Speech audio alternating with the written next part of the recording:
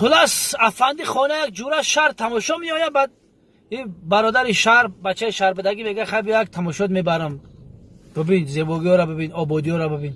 بعد تماشا میام. بعد جورش میگه که افندی یک کینو تماشا میدونه. بعد میدونه خلاص گپ کینو دوباره شیر پلنگو بوده در اون جنگل.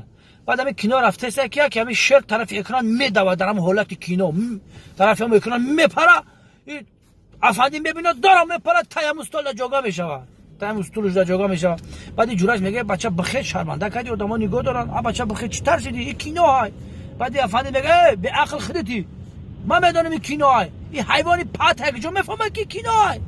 افندی یک برادرش میبینه. بعد خودش خیلی صوبند میکنه، میگه که افندی چی خیلی کورت شده ما طرفتین. افندی میگه میشوه گشت میده. میگه چیکار میکنی با چیکارو مشغول همی یگونجا کار بود رو کار کم کم قصالت بیکار میگردی. که افندی من میگه تری قبل از که افندی کار میکنه که من میگه ها بچه خودت در کجا کار میکنی، یگونجا نخونده، یگون متخصص نیستی، در کجا کار میکنی. میگه می که افندی در کمپانی آیفون کار میکنه، کمپانی آیفون دا. بعد جوراش میگم کمپانی آیفون بزرگه کو تمام دنیا حالا مقصد میگیریم که همون کمپانی آیفون تمام صوت تلفناش استفاده میبرن، همون کمپانی دا. میگه اوه حالا همون کمپانی آیفون دا کار میکنیم. بعد جوراش میگه مردا که افندی خدیت یگون کار کسب نداره، یگون متخصص نیستی، در اون کمپانی آیفون چیکار میکنی؟ میگه هیچی نه، همین سوای پشتای آیفون میگازم.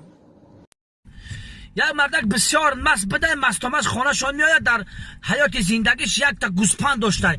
بعد با شب همون گوسپند خودش دزدی کردن میره خانه جورش هم بسیار مست بده است. بعد شب میکشن تا سر همو را میخرن، سر کم ترکی شار میشه. بعد طرف خانهش حرکت میکنه، میاد در خانهش میبینه که گوسپندش در خانهش. بعد زنش فرار میکنه، میگه زنک، میگه گوسپند کجا پیدا شد؟ بعد زنش میگه دیوانگی مرا نیار، دیوانگی مرا نیار، گوسپند در جاش. شب سکه کجا بردی؟